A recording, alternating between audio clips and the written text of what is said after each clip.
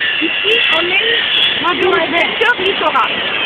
Donc, quand on est dans un secteur littoral, on a, quelle est la zone morphologique qui va être fonctionnelle? Dans les eaux marines.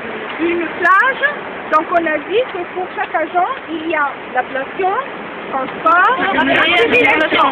Donc, la plage est une zone d'accumulation. Alors que les zones d'ablation se font au niveau des côtes rocheuses et des falaises.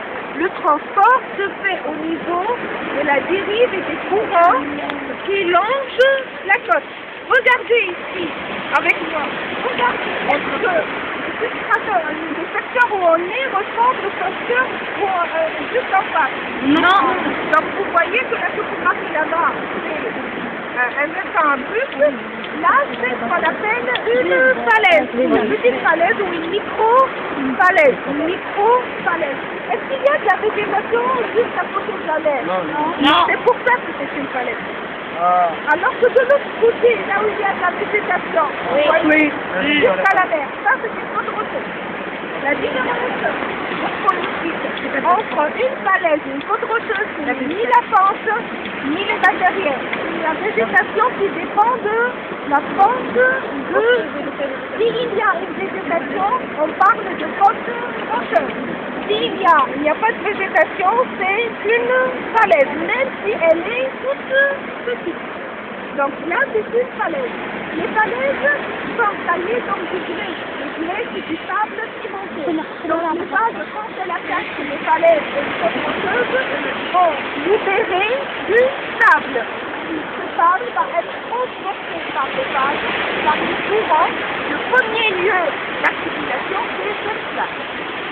Puis il va continuer jusqu'à sur là où on était, c'est-à-dire jusqu'à la l'ancienne flèche de Majorca. Donc cette plage-là, c'est la plage ici vers l'île Maxime. L'érosion, elle se fait au niveau de la falaise et des côtes rocheuses. L'accumulation, elle se fait au niveau de la plage.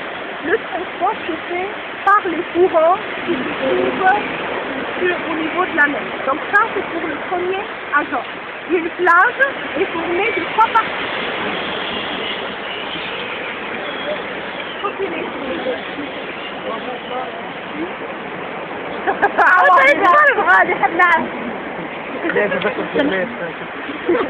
انا بعطي البحر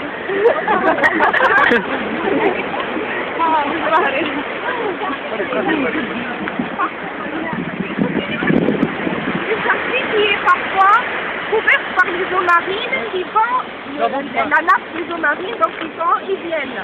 Donc c'est l'avant-plage. Donc ça, c'est l'avant-plage. Donc la première partie, c'est l'avant-plage.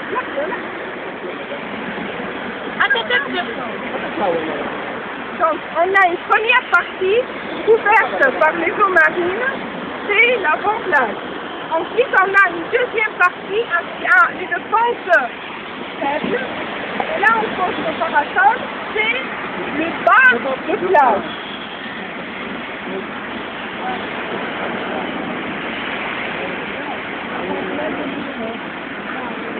Et normalement, on a une autre partie tout à fait en haut, qui est constituée qu'on appelle grosse plage ou d'une bordière.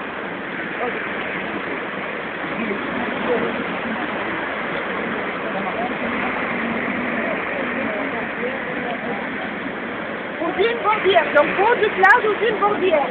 Le haut de plage, c'est le pare-choc de la plage. Donc, vous connaissez le pare-choc de la voiture, il permet de protéger la voiture. Le pare-choc de la plage, c'est la dune bordière ou le haut de plage. Quand pendant les tempêtes hivernales, il y a des vagues qui attaquent la plage, quand ces vagues atteignent le haut de plage, l'érosion va se faire au niveau du haut de plage.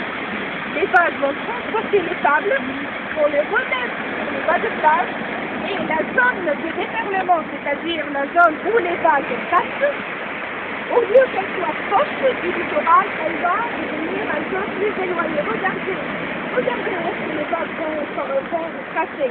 De l'autre côté, là-bas, il y a la zone de déferlement. Le déferlement, et elle va aller la zone de déferlement. Plus la zone de déferlement est éloignée,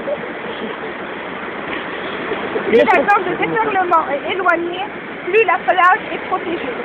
Donc c'est une forme de protection contre les eaux marines pendant l'hiver et pendant les zones hivernales. Mais cette plage, elle n'est pas alimentée uniquement par les falaises. Elle est également alimentée, regardez derrière vous. Oui. Au niveau du Vvel, regardez là où vous avez les cours d'eau Cataklino ou là où vous avez le pare-feu. Un pare-feu. Regardez la couleur. Elle est blanche, jaune à blanchâtre. Vous voyez, regardez là-bas derrière la construction au ciment. C'est quoi ça? C'est du sable. Ce sont des placages de sable. Il y a des sables. Regardez. La case de sable, on appelle ça. Regardez sous la végétation. Tout normal là. Donc ça c'est du sable qui est transporté de l'autre côté sur le front, il y a le côté de la plage. Et c'est un secteur très bon, c'est-à-dire où le vent il est très fort et où il y a beaucoup de sable. Donc le vent va transporter le sable, va le faire remonter sur le versant de la plage, il arrive à la crête et de là il va redescendre soit par le vent, soit par les cours d'eau Cataklino. Et il va rejoindre, normalement, il devait rejoindre la plage et il va alimenter la plage. Or maintenant, on a un obstacle. D'abord, les dunes bordillères sont écrasées et sont remplacées par ces constructions. Donc, les pare-chocs de la plage, il n'y en a plus. Il n'y a plus une protection pour la plage. Et en plus, le sable qui transite de la crête de la plage jusqu'à Har el Melh n'atteint plus non plus la plage parce qu'il est bloqué par ces constructions. Une grande partie est bloquée par ces constructions. Et là, c'est une autre forme d'une intervention anthropique qui n'est pas adéquate, qui n'est pas bonne pour le système naturel. Et toutes ces constructions sont illégales. Parce que la zone est classée zone protégée. Zone protégée, en plus, on met option au DPR. Oui, oui. Non, parce que le DPR, c'est 100 mètres, il n'y a pas de schéma d'aménagement. Si, il y a bien sûr, moi je l'ai fait, mais il y a longtemps. Non, on a fait tout classé.